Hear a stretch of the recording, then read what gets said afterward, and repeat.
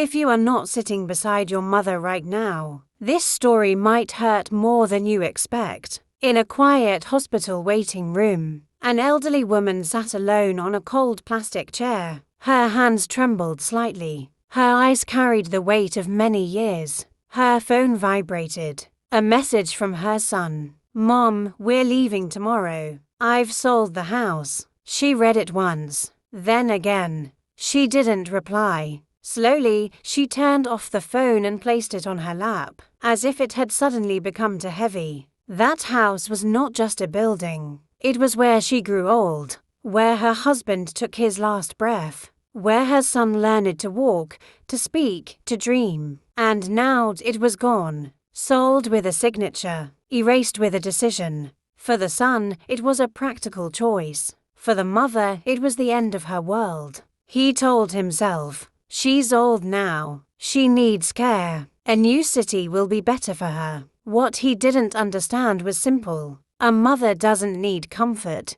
She needs her memories. The next morning, the son arrived with his wife. They placed the mother into a wheelchair. Trying to sound cheerful, he said, "Don't worry, Mom, everything is arranged." She looked up at him. There was no anger in her eyes, no argument, only a quiet disappointment. She asked softly, "Did you ever look at the mirror in my room?" He looked confused. "What mirror, Mom?" She replied, "The one you used to stand in front of, making faces and laughing as a child." He stayed silent. The car moved out of the city. Streets passed by. Memories stayed behind. She looked out the window without speaking.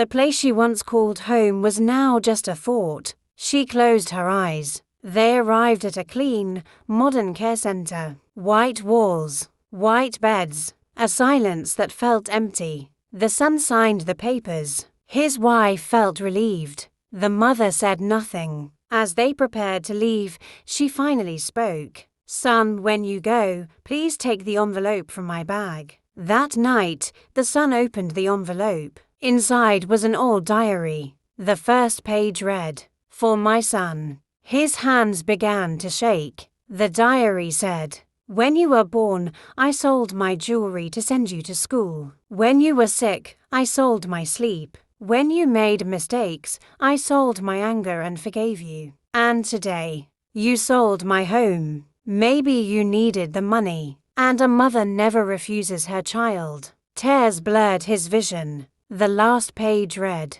"Behind the mirror in my room, I hid some money for your hardest days. When you sold the house, you probably found it. Now I have nothing left to give." The next morning, the son rushed back to the care center. The bed was empty. A nurse said gently, "She passed away during the night. Heart attack." The words didn't feel real. He collapsed to the floor. In that moment, he understood. A mother is not a responsibility. She is a blessing. A house is not property. It is a heart full of memories. Tried to buy the house back, but it was too late. The house still stood there, but the soul that made it a home was gone.